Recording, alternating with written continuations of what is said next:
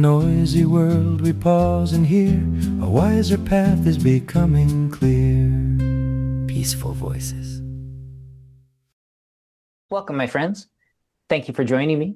I'd like to reintroduce you to a wonderful couple of powerful friends within the community who are holding within their hands the trusteeship that is the Metta Center for Nonviolence, authors of books, creators of board games, and in general, the wonderful leaders of the movement for peace and education, at least in my immediate vicinity. Thank you both for joining me. And as usual for these discussions, I like to begin them with topics that are hopeful or something that is happening in the world that is allowing you to feel motivated to continue your adventure within this world of nonviolence and peace education. Yeah. Is there anything in particular? I can start with Steph, if you have something in your mind that you would like to recommend to people to learn about that might help them to lift their spirits and feel the fiery passion of nonviolence. We actually wanted to talk about hope today and the strategic power of nonviolence and hope altogether. So this idea, which I won't go into too much right here at the beginning, is I just want to put it out there that our entire conversation today will be about hope. And if I'm feeling hope about something,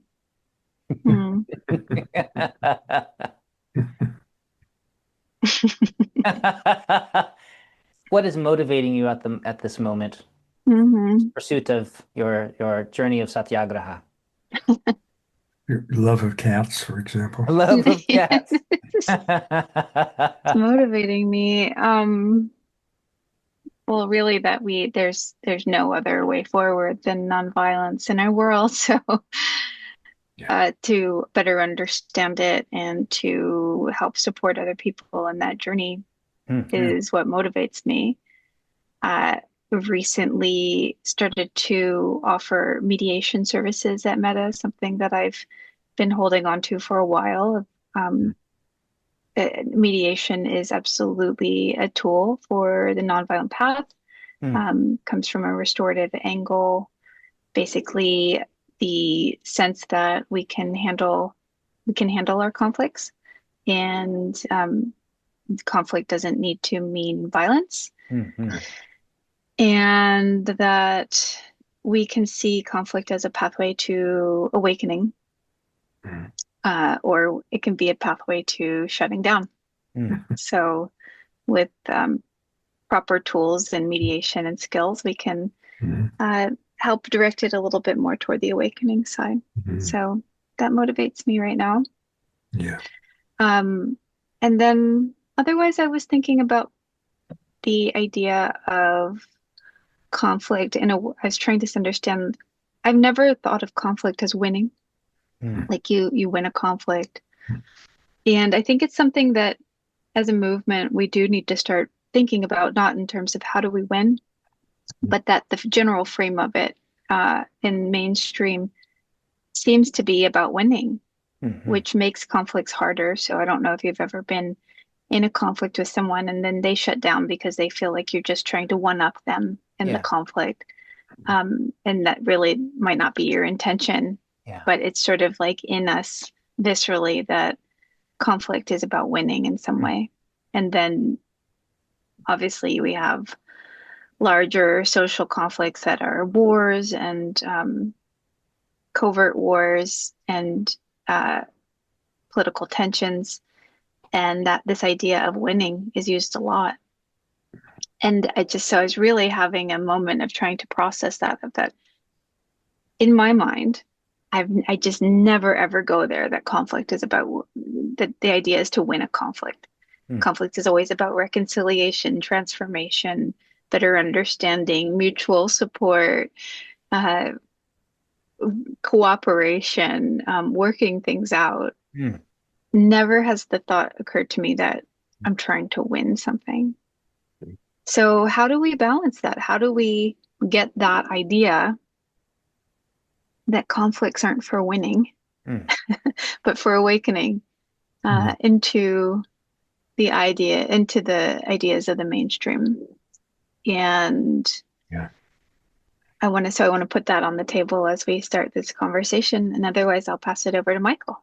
That's wonderful. And for everyone interested in that mediation process, the links are down below. Is this something that you're teaching or offering as a service? Offering as a service. Yeah, we're doing mediation services and conflict coaching as well. So if you are in a conflict and you're not ready, maybe you don't have the other party who's willing to be in a mediation to work things out, to talk about things with the facilitator, then happy to consult with you and just sort of talk through the conflict with you. How wonderful. Ah, so that's a very hopeful thing. Well done. Yeah, okay. Very purposeful and much needed in our world. And these are skills that we can all develop too. Mhm. It is hopeful. How cool. Ah. I guess that leads me to want to say two things. Hmm. One is what Stephanie is doing in a way fulfills a long, frustrated ambition of mine. When we started the PAX program Ah. in Berkeley in probably the late 70s, I mean, we're going back there. Peace and conflict studies. Peace and Conflict Studies, right, PAX. I wanted to call it Peace Studies, but my colleagues said, oh, you can't do that. It has to be Peace and Conflict Studies. All right. But in the write-ups, in the proposals to the deans to ask for permission to start the program, I had to A, promise that we would never require funding, and we wiggled our way around that later on. But B, I said that we could be a service that would offer mediation skills on campus. Hmm. And, UC Berkeley campus, which was like not just the public eye, it was in the eye of the world Yeah. at that time because it just exited from the free speech movement. It was a very contentious place. Hmm. And I thought PAX we could actually practice, not just teach. But they wouldn't let me do that. So that was one thing. And then I want to respond to what Stephanie was saying about the vocabulary of winning. And it's a very sad reflection that I think we all need to reckon with, that the cards are very seriously stacked against us. That even when we as peace people want to develop nonviolence, creative conflict resolution, when we enter the stream of discourse, the language that we're given to communicate with is loaded in the direction of violence. Yes. For example, I get a lot, having donated little bits and drabs of money here and there, which was a big mistake. I'm deluged by funding requests. And if I had some kind of a magic screen or filter that would filter out the ones that say, I have to defeat MAGA, you have to help me crush MAGA. Yeah. And using the language of winning in a most extreme way. Yeah. If I filtered those out, I'd have maybe 5% of those things left, which is by way of saying that we really have the cards stacked against us because the very discourse that we enter, the narrative, is already loaded against us. The idea that, and success is regarded as competitive. Now, on the other hand, let me cycle back to your actual question. So imagine that.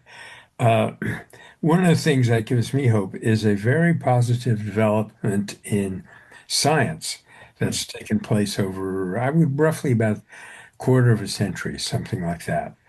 The science that I was taught growing up as a kid in public school, high school, and on into college was very materialistic and very reductionist. I remember one professor saying, what are we? we are a primate with flat fingernails. And we all looked down and said, well, by golly, we have flat fingernails. That was about it. But given the incredible breakthrough of quantum theory and de Broglie's 1926, mind you, this is a 1926 discovery. I'm being educated in the late 40s, early 50s, and still haven't caught on. But de Broglie discovers the wave function of the electron, I think, and that leads to Planck's. Actually, just before that, Planck had discovered quantum theory, completely exploded this mechanistic, Democritian theory that were composed of little particles that bang around. And of course, for a while, it was fantastically successful finding out how many of those little particles there are. Only we've reached the point now where we've realized that there's no end of discovering particles because they are, their wave energy forms into one kind of particle. Anyway, yeah, science is important theoretically in the way people think about the world. And science has discovered tremendous spiritual capacities within the human being. And it is really just a question of what Stephanie was just alluding to, getting these wonderful ideas into the mainstream. But it's not like those ideas are not there anymore, which, as far as I knew growing up, I never heard of any of this stuff. Yeah, I certainly hadn't. Yeah. Yeah. So it's like it's waiting in the, what is it that Arundhati Roy says? I can almost hear her breathing. Yeah.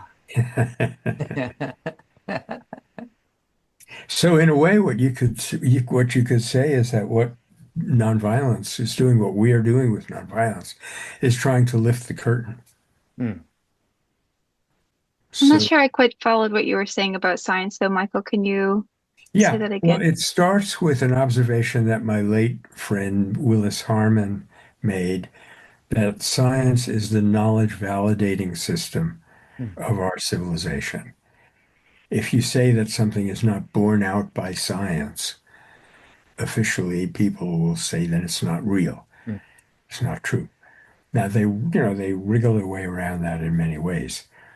But since we grew up in a physically oriented, mechanistic world, when science was incredibly powerful, for good or for bad, we just passed the two dates of August 6th and August 9th, where science was incredibly destructive, Oh, sure. but incredibly powerful.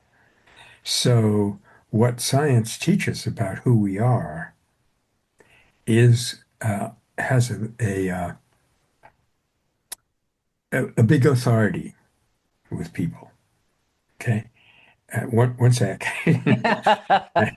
And what it teaches about who we are is actually very, very upbeat.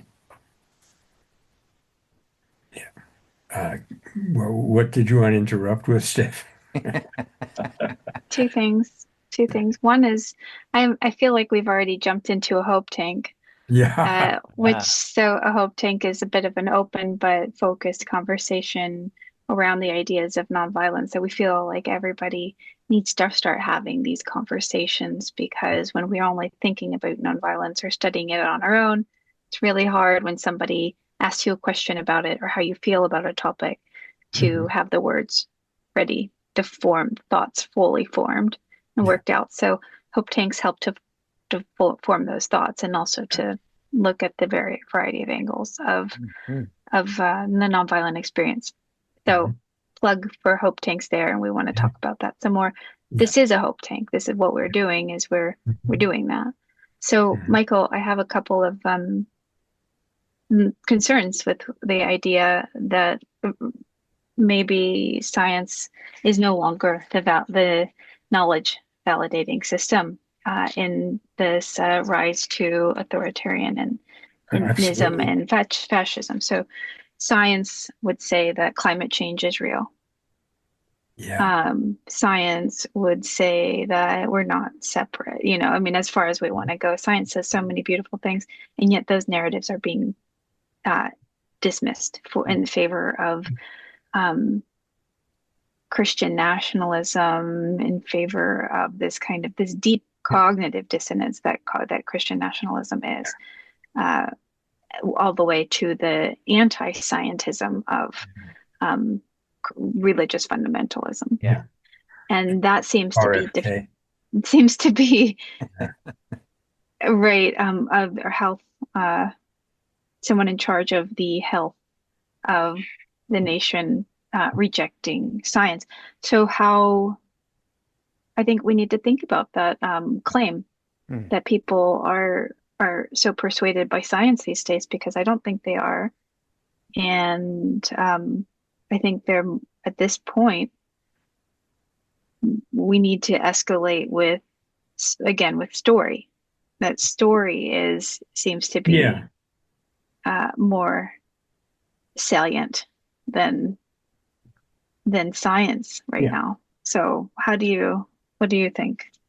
Well, I didn't mean to say that science is the only knowledge validating system, and it is absolutely correct that this horrendous anti-intellectualism, this is kind of grim what I have to say here for a minute, but I saw when I was in high school, they showed us films that had been made by the Sixth Army, which were basically designed to glorify the victory in World War II as a victory against evil and so forth. And it had really a bad impression on me. And I think my whole revulsion against violence kind of was very much seeded by that film. There's a scene in that film that has come up into my mind again and again recently. And it's taking place in Mussolini's Italy. And you see like I don't know, a company or a platoon of black shirts, Italian fascist soldiers. And they're saying something which you can't hear, but the narrator says, the greatest intellect in the world can be silenced by this. And they all pull out their daggers. Oh, And it was a shockaroo, I have to say. And that was like an extreme form of what you were just saying, Stephanie, that the attack that the current administration is making on human welfare is an attack on truth, an attack on reason. Gosh. And so many of the people in my immediate vicinity at the monastery are Chinese, either from China or their parents are from China very often.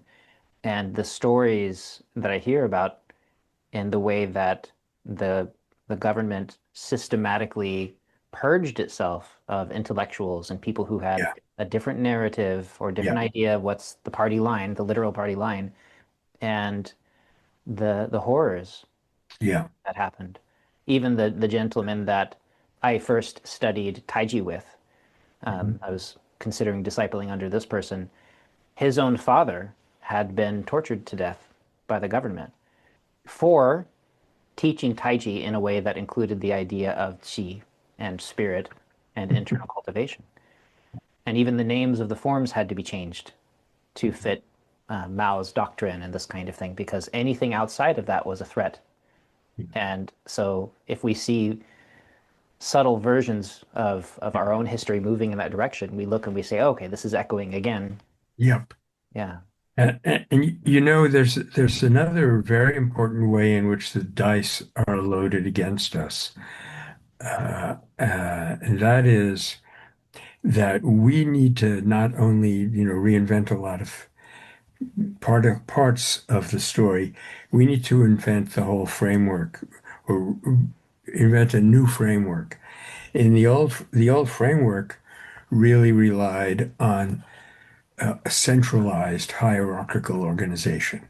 And the only alternative to centralized hierarchical organization was chaos. And I remember I was standing in a cafe one time, and the fellow ahead of me online was a colleague who was in the engineering school. And normally I would never speak to engineers, but I had been given his name by a very advanced thinking friend of mine, West Churchman. And his name escapes me at the moment. It'll come back. But he was so interesting, I invited him to talk to my beginning class in peace and conflict studies. It was unheard of, a physical science person, an engineer in a humanities class. Well, Nagler, what are you doing? And what he said was a revelation for me. And that was that we are very good at understanding disunity or hierarchy. But what we cannot, the way he started the conversation was, why is it that physics has made such incredible advances? And it was one of the great breakthroughs of human adventure. And biology is just this silly little thing limping along. You're assigning Latin names to different animals, and that's about it. And he said it's because we can handle unity, but we cannot handle diversity. Mm. And so what we need a new worldview of unity in diversity. And that's precisely what Martin Luther King was getting at when he said, you can never be what you ought to be Yeah. until I am what I ought to be. Mm. In other words, it's each of us, the three of us, et cetera, et cetera, et cetera, realizing exactly what each of us is, that we have a unity Mm. in a way that maybe is a little bit hard to grasp. Instead of imposing one label from the top and saying, we're all Americans or, what have you. Mm-hmm. Well, So an unity and ecosystem. diversity has been kind of a mantra for me Mm. since then. But again, the way I started this long diatribe was to say that this is another way that we have a much bigger job than Christian nationalists or any radical right, any people on the right-hand side, Mm. because they're operating within a given framework, but we have to reinvent the framework. Well, and I feel like that is it ties everything together that we've been talking about so far, this unity and diversity, this quality that you can bring an engineer to, for instance, a peace and conflict studies class, because everyone is involved in this process. We all have stake in this game. If Yeah, we are to recognize, if we're going to bring a table and we're going to create a hope tank, and we want as many diverse opinions as possible, because even in an yeah, ecosystem, in my garden, in a yeah, farm, a monoculture always falls apart. It's a self-destructive cycle. We have to have diversity to have resiliency, to have that's right. evolution. And Yeah, so that process of growth must come from more than just one perspective. yeah, Sometimes we'll teach classes on cooking and nutrition, and that conversation I could bring in anybody from an Olympic athlete to an ethicist who wants to talk about how that functions, to yeah. the farmer themselves, to a professor who talks about the botanical nature of these things. And everybody has a stake and something to share in that process. And then we Hmm. create the best recipe possible because of that. And so I really appreciate everything that you're Yeah, mentioning. And I'm yeah. curious to know if we can bring up more specific discussions about this wild hope tank rumor with which I've heard so much. Yeah. Yeah, well, Michael, when I first started visiting the Metta Center, there was this institution already in place that Michael and the team at that time had started in Berkeley. And the idea was to have a think tank. And one of Michael's friends said, we don't need another think tank. We need a hope tank. Yeah. So it starts with usually the format that we use at Meta starts with the meditation together as a group, and then a potluck, usually vegetarian potluck, breakfast. Count me in. Yeah. And then people, we get our food and chai and sit around and have a conversation together where everything is on the table, except for the violent solution. Mm. So we're practiced, and it's more than a conversation because it's Yeah. community building. Yeah. It's hopeful, it's heart strengthening, so it empowers people who attend it, but also we want to make them even more purposeful at this point and say, Yeah.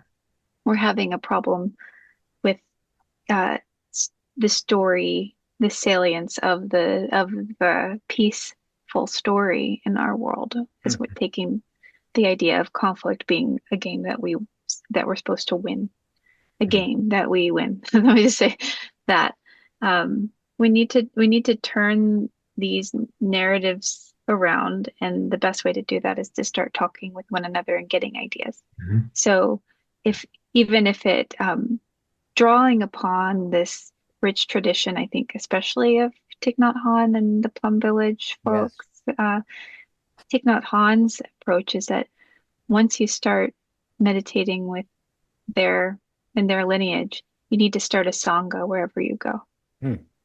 Even if it's with the tree in your yard, in the very Thich Nhat Hanh style.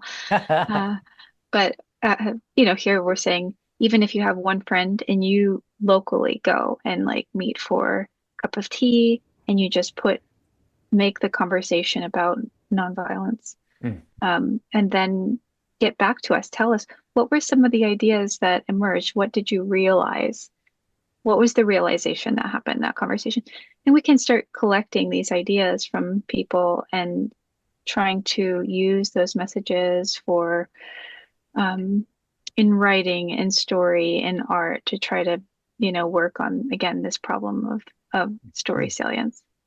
And so that's really how it works. The trick, I found that when people have tried to do hope tanks without Metta being directly involved, is that it can get quickly off topic, or can focus too much on conflicts themselves instead of the deeper principles. So the idea would be to keep focusing on what's the principle, what's the story behind this, what's my awakening, what is awakening in me right now about this, what's my aha moment here. That's what we're looking for, is what made you change your mind about something, and what is the deeper issue.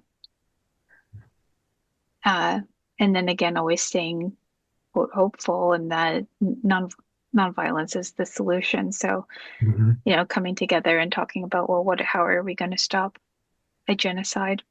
Yeah. And then, well, we can't do anything about that. And then, well, nonviolence doesn't work anymore, and like go down a rabbit hole. It's the wrong way. Keep it, like, use it as a discipline, as kind of a nonviolent discipline in conversation. So, but everything's on the table. Yeah, and that's what kept hope tanks from simply devolving into chaos, is that we had nonviolence as kind of the shining ideal that everything was pointed at. And we keep getting at the principles, like what's happening underneath the surface here. And it's really interesting, the people that we talk to, they go there pretty quickly, especially after you had a moment of silence before, it helps go there. And some really strong tea. The tea in my cat. That's very sweet. There's an English philosopher that I like very, very much. I was drawn to her because of her compassion for animals. And she wrote an important book on animal rights, and she said something about it which I had been thinking, but nobody had confirmed for a long time, and that is that the idea of rights is a dead end. It doesn't get us anywhere because anyone can claim they have a right to anything, and nobody has any fixed, ideas of what rights are. So she rejected that idea and brought in some other things instead. But she had an idea of order that I really, really liked, and that was the way to get big is to stay small and well connected. Interesting.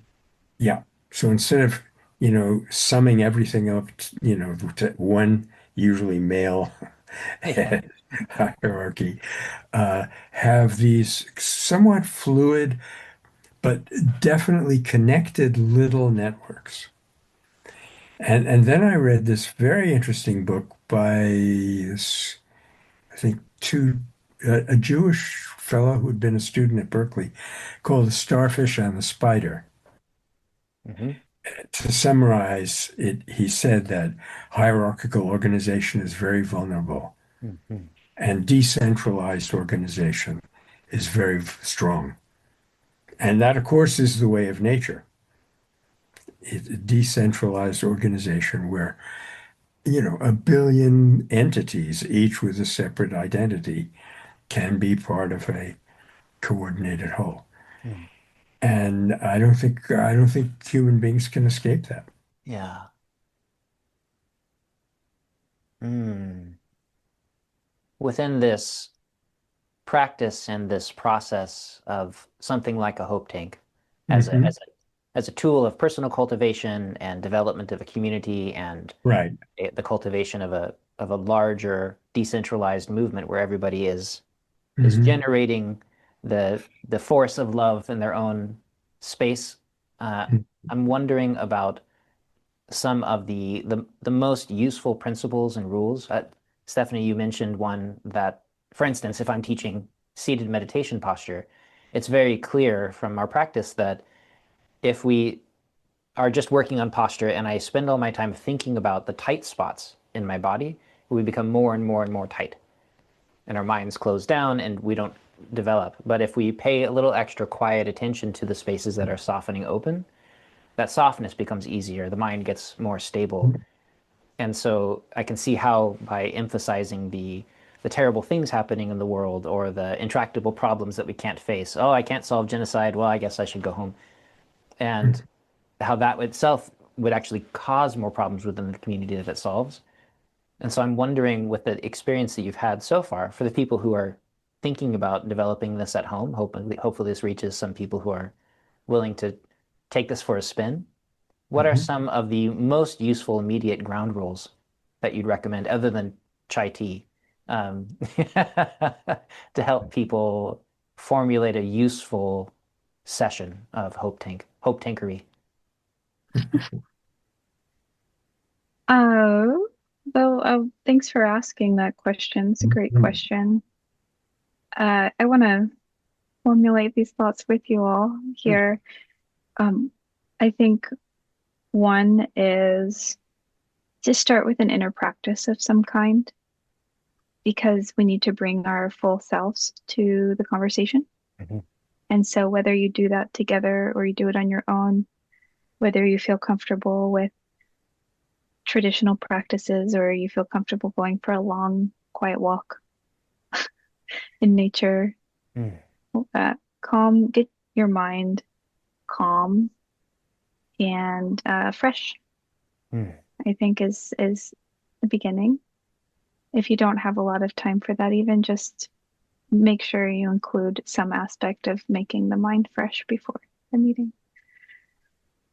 Um, you'll want to, so number one, get fresh, get a fresh mind. The other one I'd say is it doesn't have to be a large group of people. It can just be two people. Mm. It can be three people.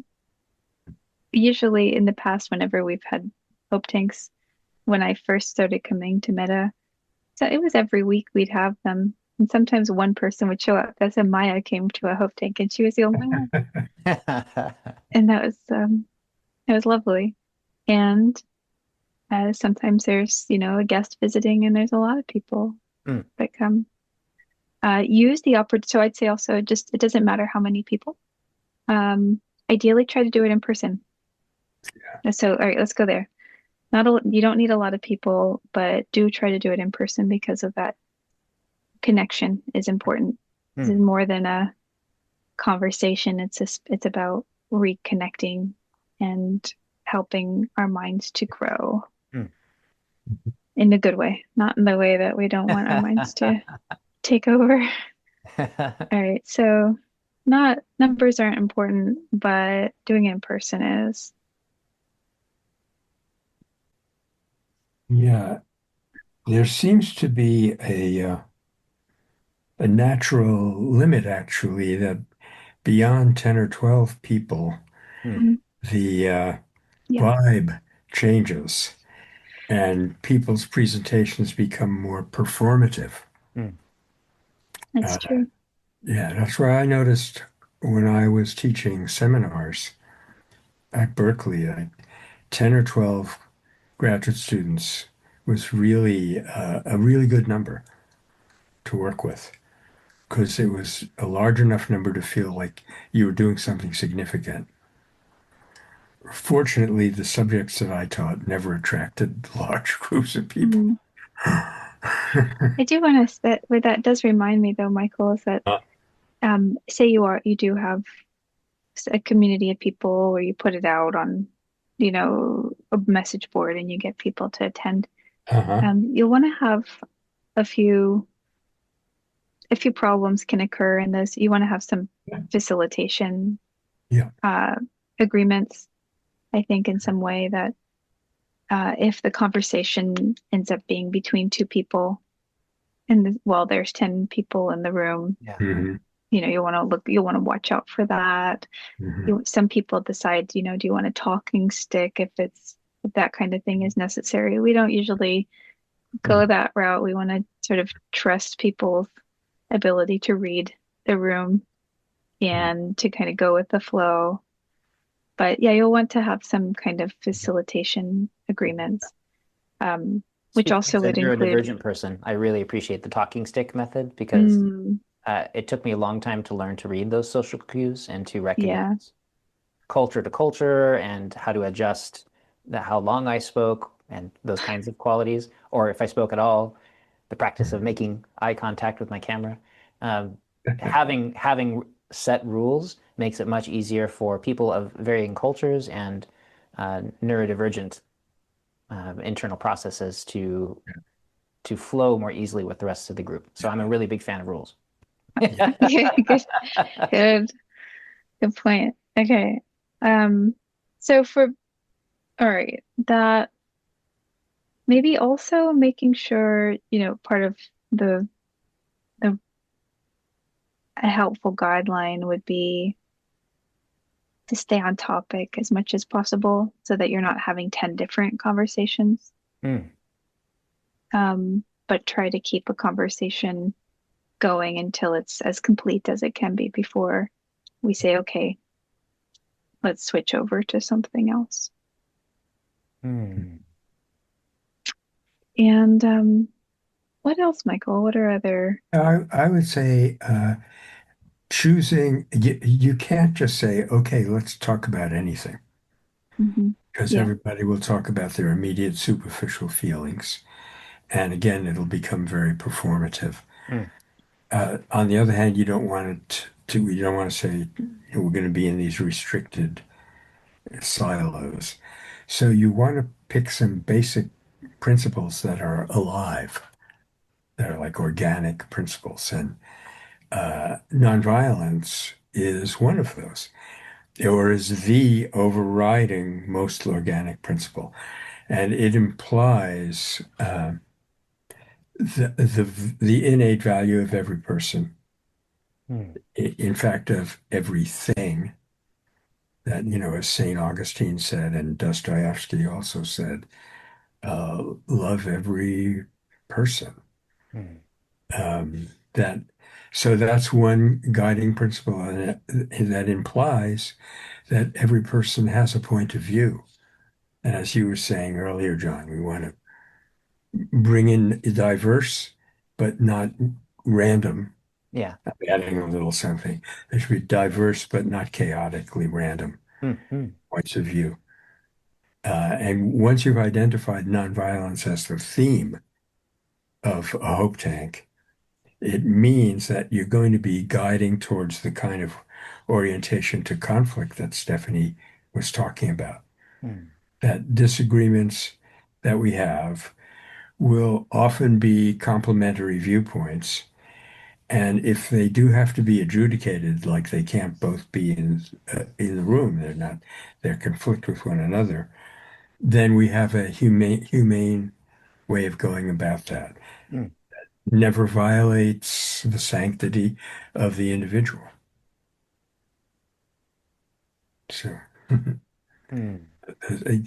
I mean, you're probably getting a bit of an idea of this, John, but most of our best ideas at the Metta Center percolated up out of those hope tanks. And and it actually brings up another thing that I'm thinking about.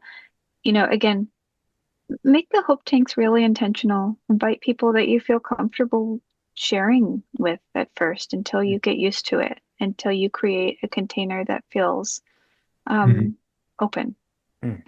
And a lot of times, Michael and I on Mondays, we generally hope tank together. Like we'll go Yeah. and have a coffee in the Uh-huh. morning and just start, planning the revolution. Or and we never think that we'll have that conversation, but we often do, and it's because there's a lot of trust and a lot of and we're both studying and trying to practice nonviolence. So um, do hope tanks with people that you feel comfortable with to get started and that you feel like you can really talk to. And then also giving each other the benefit of the doubt, like letting people, that when we talk about unity and diversity in the world or in groups, we also have like a diversity within ourselves Oh, yeah. that's like sometimes is straining itself and it comes Yeah. out as a unity and Yeah. like just being allowed to kind of explore other perspectives that exist in your heart and putting them out there and getting ideas usually helps us to go deeper and see the deeper principles. Mhm. Hmm. Mhm. So that's super important. We Yeah. contain Yeah. multitudes. Yeah. Yeah, we do. And to see that in ourselves. So and then I think we'd like to just put something up on the Meta website. I don't know if I'll have it up in the next couple of days, but I will absolutely send it to you, John, when we have it. Just giving people this idea, some write-up about it, and some, tools for getting started. Obviously, always visiting the Meta site and studying nonviolence, going to the variety of different organizations that Hmm. do this work, studying your channel, all of this. When you're doing that studying, it's just sort of getting together and debriefing about what you're learning too. Yeah. Um, but really, this project has the larger intention of we need to engage with the dominant paradigms, like uh, co-opting Mm. of what Mm. conflict means, of Mm. what and of who we are. And so we need to start gathering the story together from the larger community, Mm. Yeah. which we hope some people watching this will engage with. So feed it back to us, whatever you're coming up with in your local spaces, feed it back to us so that we can decide what do we do next? How do we maybe Mm. you had a huge aha moment in your group and um, you come up with an idea for a really good bumper sticker that we're going to start, sharing to get people thinking and talking about differently. And maybe we What a can great share idea. ideas across the groups Mm. to get Mm. people, to keep feeding these hope tanks. So Mm. Aha. yeah, maybe, What does it say? It says we. Yeah. yeah, that's a new sticker we have right now. This was formed from some friends thinking about how do we create a sticker that helps change people's minds about Mm. immigration Yeah. problems, ICE, without being while staying within the confines of Meta. Yeah. It's And not very so confining. we came up with the the slogan, just we are all human no matter our birthplace. Mhm. And then we put that on a sticker. That's, I love that. yeah. So we've got stickers too for anybody who wants stickers. Our friend actually just made a sticker donation to us saying that when her pack of stickers arrives, she wants to give them away to anybody who wants to use them, especially like just to like post in all over the place. That's So really fun. I don't know if that's It's a very property California destruction or thing to not. do. It's very, very California. Is Uh, that California? Yeah. so I have two questions about Yep. some of the proposals that you've recommended. One is about whether or not, in your experience, either within hope tanks or even in a larger classroom, if it's useful to, within certain guidelines, to have just free form thought, or if it's better, like jazz, where there's some guidelines, there's a chord structure and everyone sort of agrees to something, but for the most part it's free jazz. Or do you prefer instead to have a theme that you come in with and you choose to free form discussion around that topic? Which is more? Huh. Yeah, what we've experimented with this quite a bit, Mhm. and it's not the same when we have, say, hey, everyone read this and then come together and Yeah, talk about this.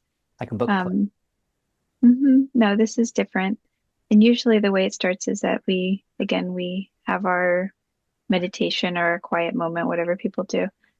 And then we come and we sit around together in a circle and someone says what's on their mind. Hmm. Mhm. And who wants to get us started today? What's on your mind? And Yeah. somebody might have been thinking something through quite a bit and it's like, I want to explore this, and maybe two people, and we just kind of all decide what direction we want to go in. Mm. But I think let us be spontaneous. Okay. I think actually both models can work. It's a Hmm. question of knowing when to use which.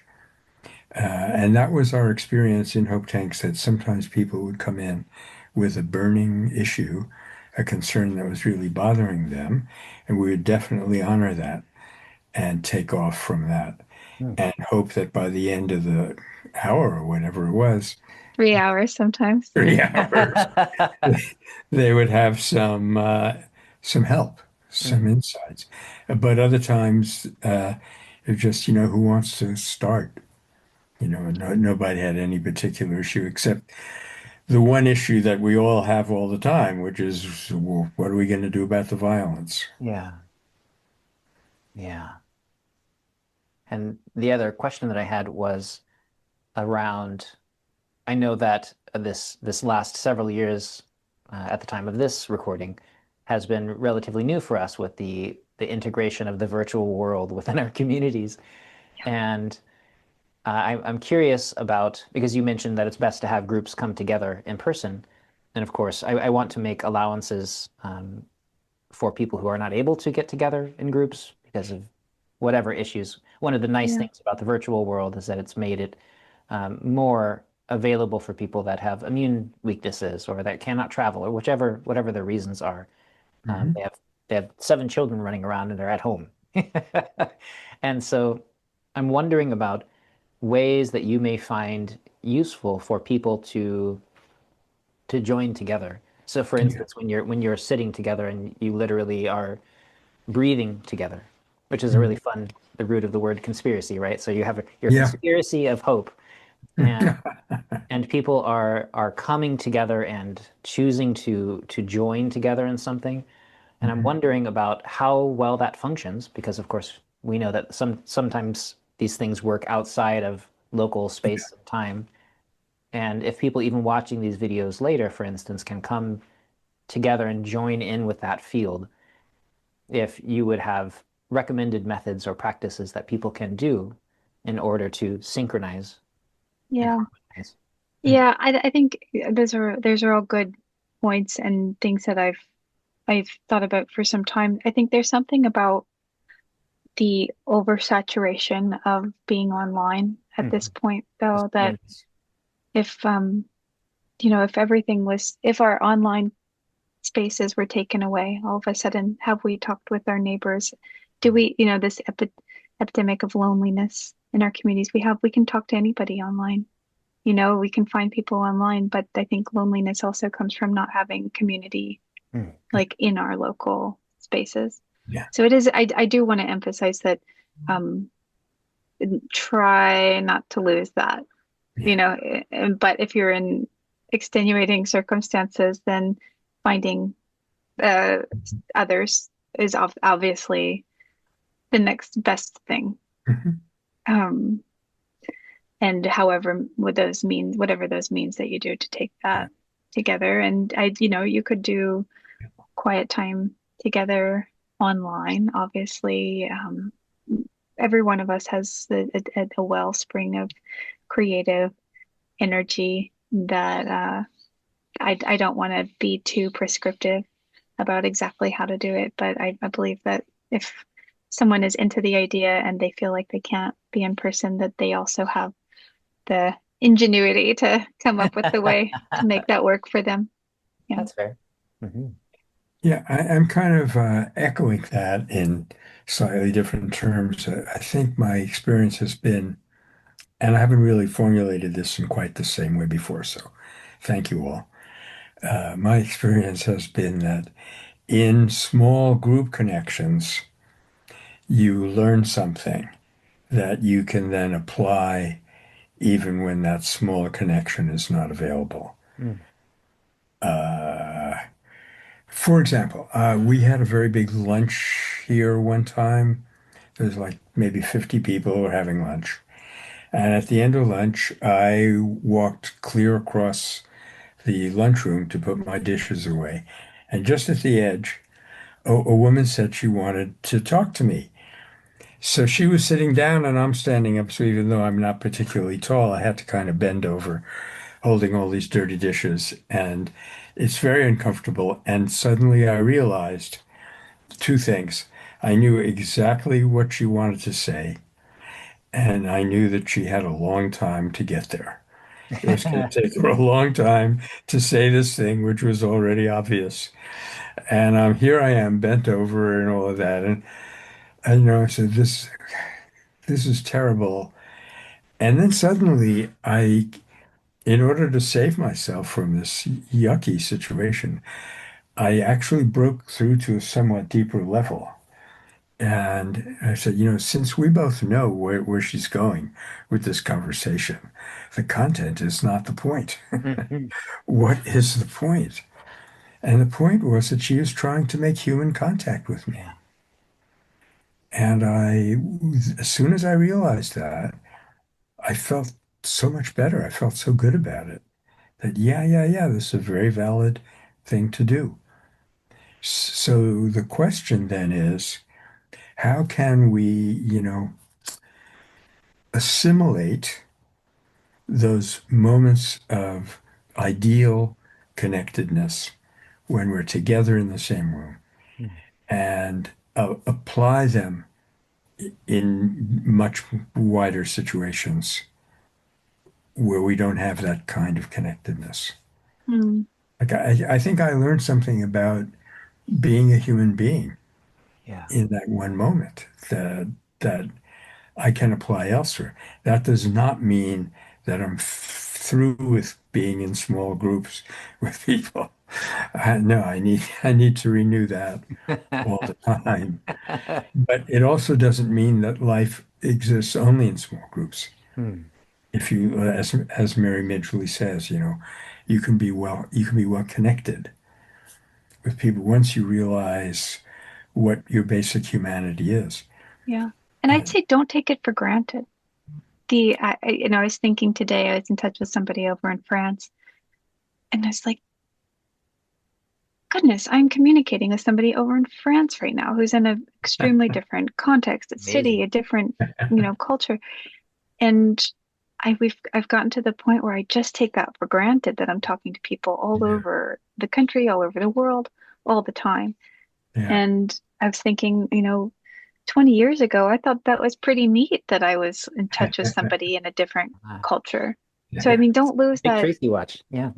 Yeah, don't lose that that awe of that we are breaking the boundaries of time and space with these technologies, and Yeah. it's pretty darn amazing.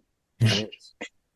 So one of our biggest responsibilities in the modern world, us as in everybody, is how to use this capacity for unity and diversity, for human welfare, human advancement, and not to use it for artificial uniformity that crushes the spirit. Yeah. Mm. Well, John, thank you so much for having us today.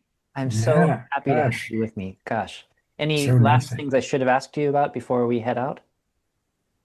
Spaces that people should look other than the Metta Center website for more information? They should start there, and they should see the film, of course. And see the film. Very Yeah. important. Third Harmony. No, thanks. Anything left out? I'd say, as always, study nonviolence, Yeah. study it across disciplines, and know that you have that power within yourself. Yeah. Here's something that I want to say. Try to avoid cynicism. Let's just avoid cynicism these days. It's really easy to be Yeah. ongoingly annoyed and growing into a space of cynicism about people and the state of the world, and it just brings everybody down. Like, let's try to be engines of not of I don't want to say positivity, but just not being cynical. Yeah. Yeah. Let's be engines of hope. Clear-sighted. Let's do hope. Space, listening, good things. That's Yeah. right. I guess cynicism is shutting down of energy. So an opening up of space and energy and curiosity and care and compassion and all that's good in people. I love that. I spent years and years learning how to figure out the etymology of every single English word. And cynicism actually means is being a dog Oh. Oh no, in the dogs sense are nice. but in the sense of a snarling dog. Oh, Like Heraclitus says, scared. dogs bark at those whom they do not recognize. Yeah. Well, also, I mean, dogs snarl because they're scared or hurt, Mhm. So to recognize that what's behind cynicism is often fear and pain. That's right. Yeah. Mm. Thank you John. Thanks for everything you're doing. Yeah, And you what are a a great peace builder, peacemaker, celebrating International Day of Peace. Thanks for Yes. bringing us in. I'm so excited about it. Yeah, I have my 24-hour video cast. I can make this part Nice. of it. I'm so happy that you join me. And thank you both for the work that you're doing out there for me personally, but also for the community at large. I feel like that this natural movement in the world, this is the most powerful force in human experience. And so to become part of that, I feel like it must be part of a flourishing and blossoming of human nature. Yeah. Yep. Yay. Thank you so Thank much. you. We appreciate you. Bye. Bye. You too. Bye.